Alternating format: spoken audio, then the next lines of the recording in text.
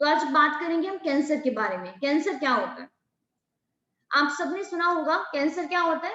Uncontrolled division होता है cell का। मतलब जैसे देखिए हमारे पास एक सेल है, आप सबको पता है जब भी एक सेल डिवाइड करता है माइटोटिकली टू सेल का फॉर्मेशन करता है। टू सेल फिर आपके फर्दर डिवाइड करते हैं, ये अगेन टू सेल बनाते हैं। लेकिन ऐसा तो नहीं है ना कि ये सेल हमेशा ही डिवाइड करते रहते हैं। अगर आपको याद हो, जब आप प्लस वन के अंदर cell cycle and cell division वाला चैप्टर पढ़ते हो, जी नोट फेस।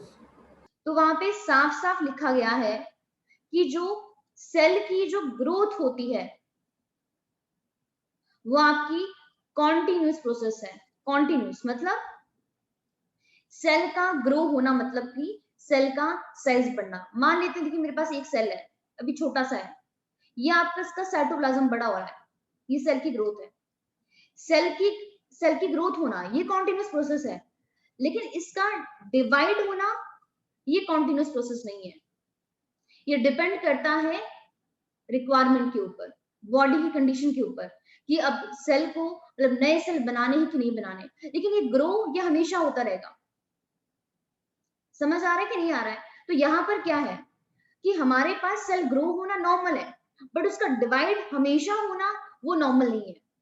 अगर एक अनकंट्रोल्ड मैनर में सेल डिवाइड करता है तो वो हमारे लिए अच्छा नहीं है। हमारे पास अब देखिए कैसे नहीं होना चाहिए। मान लेते हैं एग्जाम्पल कि जैसे ये एक सेल है, ये आपका सेकंड सेल है, और ये हमारे पास थर्ड सेल है। अब देखिए जब भी हम समझाते हैं तो हम एक एक सिंगल सेल को लेकर ही समझाते हैं, लेकिन आप प्लीज इसको विजुअलाइज करने की कोशिश कीजिए। हमारी बॉडी में देखिए इस तरीके से बहुत सारे सेल होते हैं, बहुत सारे। वो सारे ही सेल ग्रोथ करते हैं, सारे मल्टीप्लीकेशन करते हैं, ओनली सिंगल सेल नहीं करता है। अब जैसे स्टार्टिंग में मेरे पास ये इनमेच्योर सेल है, अब ये आपका डिवाइड हो रहा है, सॉरी सेल ग्रो हो रहा है, अपना साइज बढ़ा रहा है। जैसे देखिए इस सेल ने अपना साइज बढ़ाया, इसने भी बढ़ाया, और इस तरीके से बढ़ाया कि एक दूसरे के क्या आ गए, कॉन्टेक्ट के अंदर आ गए।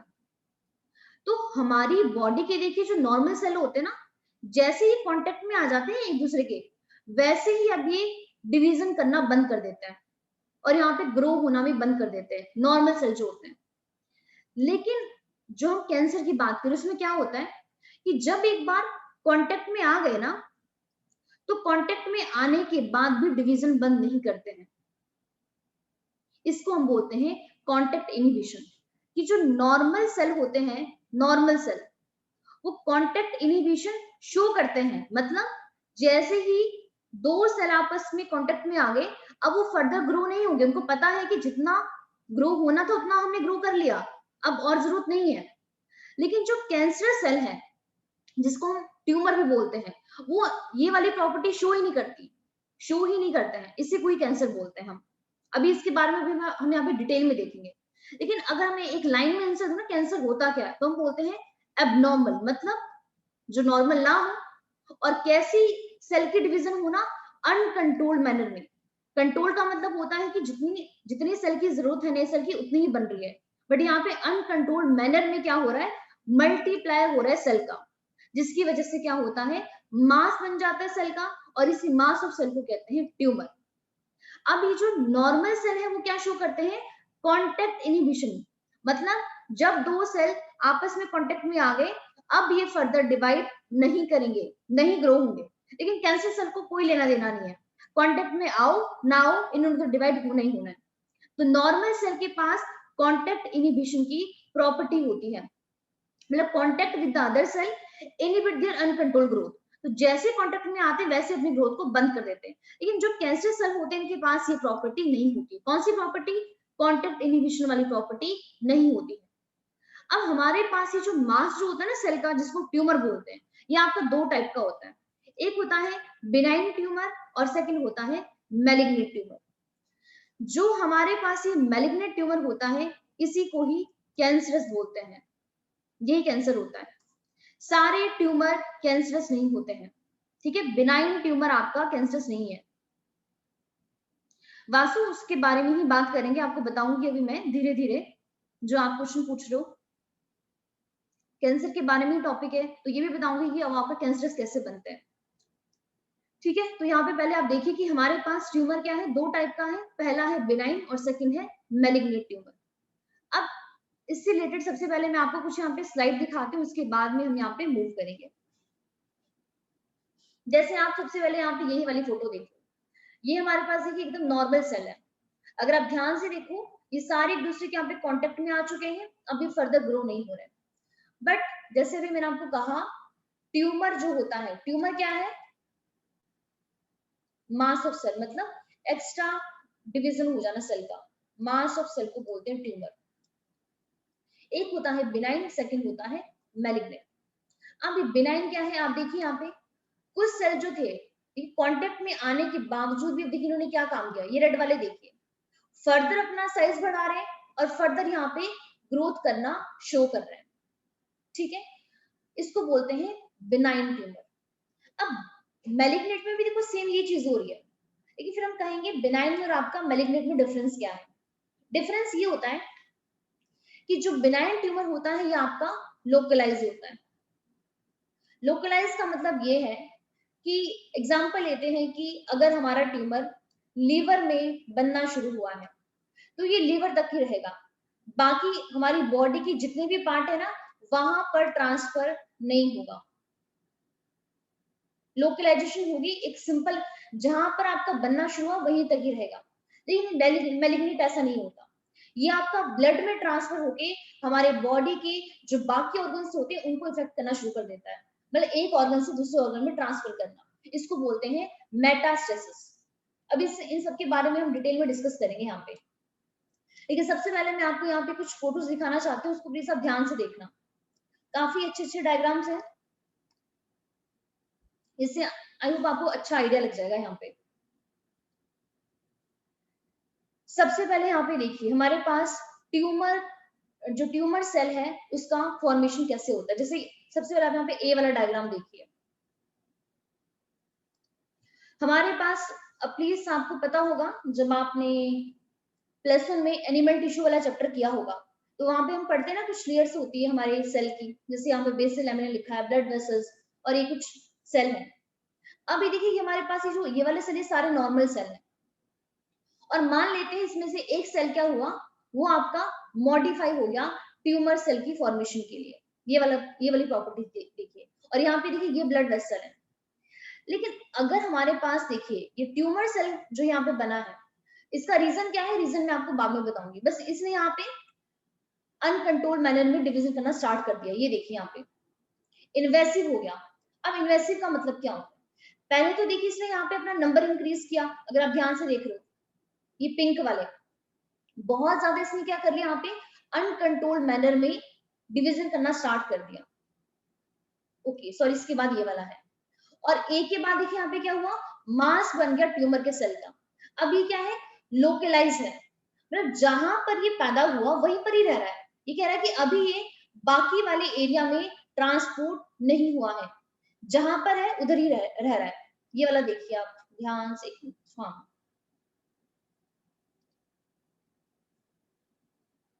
ये देखिए हमारे पास पहले ये वाला था, डिवाइड करना शुरू किया और यहाँ पे देखिए इसने बहुत सारे सेल यहाँ पे बना दिए, और नीचे हमारे पास कौन है, नीचे हमारे पास है ब्लड वेसल्स जिसमें आरबीसी डब्ल्यूबीसी सब कुछ है। तो अभी तक भी ये हमारे पास लोकलाइज है, जब तक ये अपनी इसी एरिया तक सीमित है ना तब तक हम इसको बोलते हैं बिनाइन ट्यूमर, और इसको हम कैंसर नहीं बोलते हैं, इसको हम बोलते हैं ट्यूमर।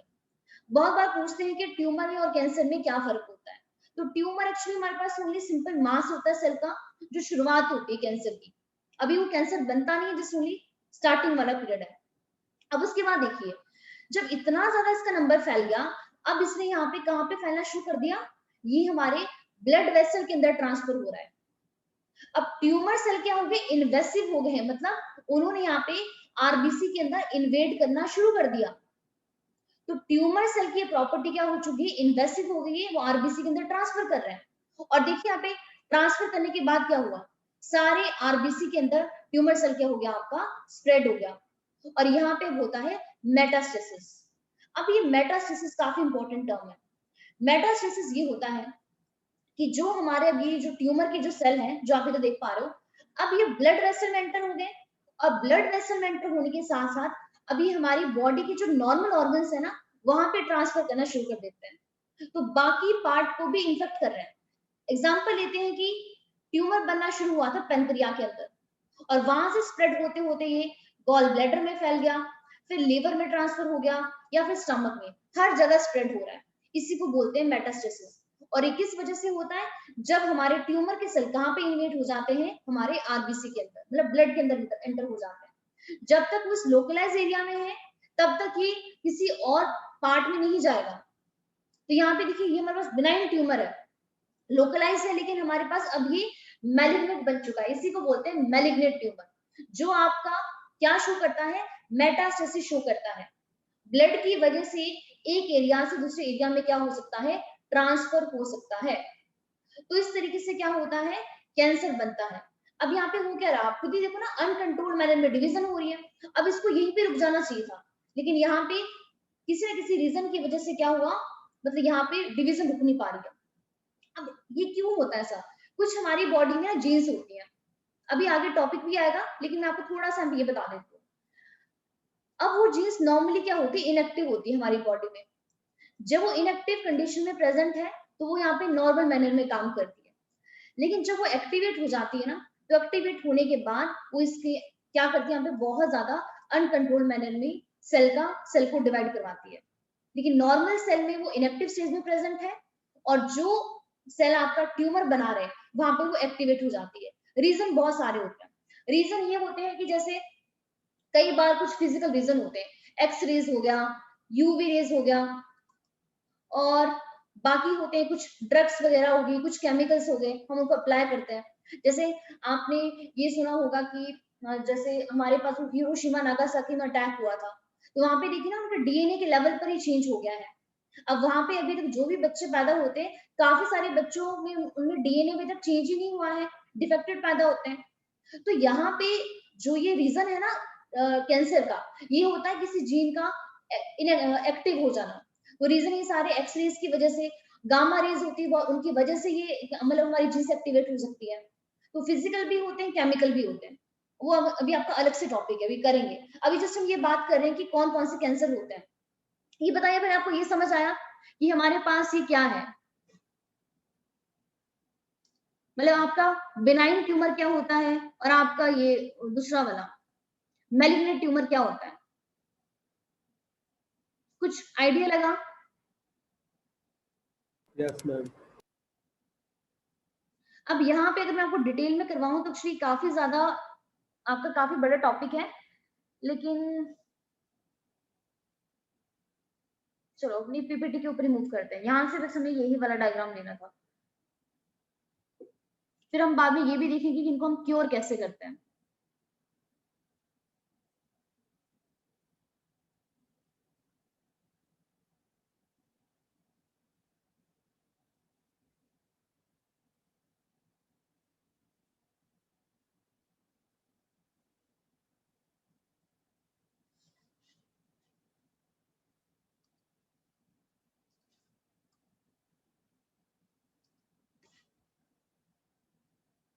तो अब यहाँ पे देखिए, पहली बात तो नॉर्मल सेल और कैंसर सेल में फर्क क्या होता है उसको देखिए। यहाँ पे नॉर्मल सेल के पास देखिए, अगर आप सारे सेल के पास साइटोप्लाज्म देख रहे हो, काफी बड़ा होता है और इक्वल मैनर में होता है।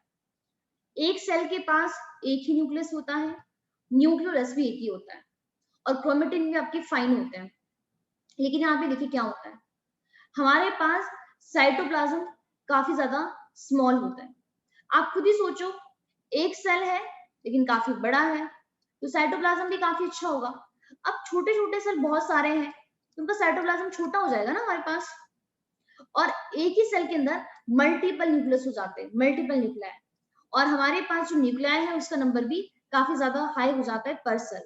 और क्रोमेटिन भी आपके कैसे होते हैं? कोर्स, काफी ज्यादा कंडेंस मैनर में होते हैं। कंडेंस, जब कंडेंस होते हैं क्रोमेटिन, तभी तो आपका डिवाइड करना शुरू करते हैं ना। तो यहाँ पर भी आप देख सकते हो कि नॉर्मल सेल देखिए, एक सेल देखिए 2 सेल बनाता है, और यहाँ पे एक सेल है, इससे पहले आपका ग्रो हो रहा है, और यहाँ पे नॉर्मल तरीके से ग्रोथ कर रहा है। लेकिन यहाँ पे देखिए, यहाँ पे बहुत सारे सेल ही आपके कॉन्टिन्यूस मैनर में ग्रो होते हैं, डिवाइड करते हैं। यही रीजन होता है कि जो कैंसर सेल होते हैं ना, वो सारे सेम नहीं होते हैं, कोई छोटा होता है, कोई बड़ा, कोई छोटा, कोई बड़ा। इक्वल प्रॉपर्टी नहीं होती है। लेकिन हम जब माइटोसिस की बात करते हैं हम कहते हैं कि इक्वेशन, सारे सेल एक जैसे होते हैं, सेम साइज के होते हैं और सबके अंदर सेम कंपोनेंट प्रेजेंट होते हैं, बट यहाँ पे ऐसा कुछ नहीं होता। तो वेरिएशन होती है साइज में and shape of the cell में। न्यूक्लियस काफी ज्यादा लार्ज होता है, डार्कर होता है नॉर्मल के कंपैरिजन में, और एब्नॉर्मल मैनर में क्रोमोसोम्स अरेंज होते हैं, मतलब किसी के पास ज्यादा किसी के पास कम। और क्लस्टर ऑफ सेल होता है विदाउट बाउंड्री, मतलब जरूरी नहीं है कि हर एक सेल को अपना यहाँ पे सेल मेम्ब्रेन मिले ही मिले, ये बिल्कुल भी जरूरी नहीं है यहाँ पे। ठीक है, तो आप यहाँ पर भी देख सकते हो जो मैंने आपको बताया कि बिनाइन ट्यूमर जो होते हैं वो कैंसरस नहीं होते हैं। क्यों कैंसरस नहीं होते? क्योंकि ये स्प्रेड नहीं होते, एक पार्ट से दूसरे पार्ट में स्प्रेड नहीं होगा। लेकिन हमारा ये जो मैलिग्नेंट ट्यूमर है वो आपके कैंसरस होते हैं और यही स्प्रेड होते हैं बाकी टिश्यू और ऑर्गन्स में, इसको बोलते हैं मेटास्टेसिस। तो यहाँ पे जो मैंने आपको भी बताया, अब यहाँ पे थ्योरी लिखी हुई है, उसको जस्ट यहाँ पे रीड कर लेते हैं। देखिए, सबसे पहले benign tumour confined to the place of its origin, जहां पैदा हुआ, जहां से पैदा हुआ उसी वाली एरिया तक सीमित है, कभी भी दूसरे वाले एरिया में स्प्रेड नहीं होगा। So they do not spread to the other part, cause little damage, इसीलिए इसकी वजह से थोड़ा ही डैमेज होता है। बट मैलिग्नेंट ट्यूमर देखिए क्या होता है, मास होता है प्रोलिफरेटिंग सेल का, मतलब ये कॉन्टिन्यूस मैनर में अपना नंबर बढ़ाते बढ़ाते रहेंगे, इसीलिए इन सेल को बोलते हैं नियोप्लास्टिक और द ट्यूमर सेल। तो ट्यूमर सेल को ही बोलते हैं नियोप्लास्टिक सेल, जिनकी एबिलिटी होती है बार बार ग्रो करने की। अब कैसे ग्रो करते हैं? वेरी रैपिडली, फास्ट डिवीजन करते हैं, इन्वेड, इन्वेड का मतलब इन्वेसिव, देखा था ना अभी आपने कि हमारे जो ब्लड वेसल्स है वहां पे वो इन्वेड हो रहे हैं, एंटर हो रहे हैं एंड डैमेज कर देते हैं सराउंडिंग नॉर्मल टिश्यू को। अब सोचो क्यों करते हैं? आप देखिए, अब जो हमारे मान लेते हैं, यहाँ पे एक एग्जांपल लेते हैं कि ये मेरे पास ये नॉर्मल सेल है जो मैं यहाँ पे ब्लू वाले बना रही हूँ, और यहाँ पे रेड वाले बनाती हूँ, ये मेरे पास कैंसर सेल है। अब देखिए, जब मेरे पास एक कैंसर सेल आपके डिवाइड कर रहे हैं, तो जो मेरे ब्लू वाले नॉर्मल सेल हैं इनको भी तो डिवाइड करना है।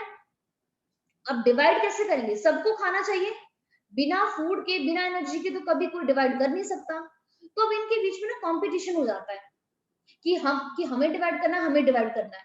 तो जिसकी वजह से क्या होता है, ये जो नॉर्मल सेल होते हैं ना, स्टारवेशन की वजह से, मतलब जो चीज इनको चाहिए वो नहीं मिल पाती है, तो ये आपकी डिवाइड नहीं कर पाते। तो यहाँ पे क्या लिखा है, कौन से सेल एक्टिवली डिवाइड होते हैं? Tumour cell. तो as they divide actively, grow, actively divide and grow, they also starve the normal cell by competing for the vital nutrient।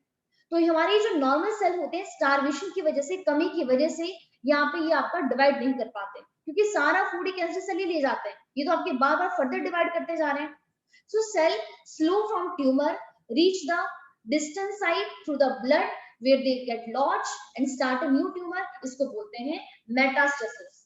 तो मेटास्टेसिस क्या होता है कि जब हमारा ट्यूमर सेल आपका ब्लड वेसल के अंदर एंटर हो गया है, तो ब्लड वेसल में एंटर होने के बाद वो क्या करता है, हमारे बाकी बॉडी के पार्ट में भी एंटर हो जाता है और उसको भी इन्फेक्ट करने का काम करता है।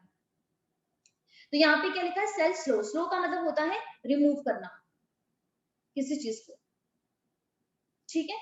तो cell slow from the tumour reach the distance, जहां पर भी ट्यूमर बना वहां से कुछ सेल रिमूव हुए और हमारे बाकी एरिया तक पहुंच गए। किसके थ्रू पहुंचे? ब्लड के थ्रू, जहां पे लॉज, लॉज का मतलब है कि वो आपकी लैंडिंग करनी उन्होंने वहां पे, और वहां पे वो नया ट्यूमर बनाना शुरू कर देते हैं। इसी प्रॉपर्टी को बोलते हैं मेटास्टेसिस। समझ आया कि नहीं आया?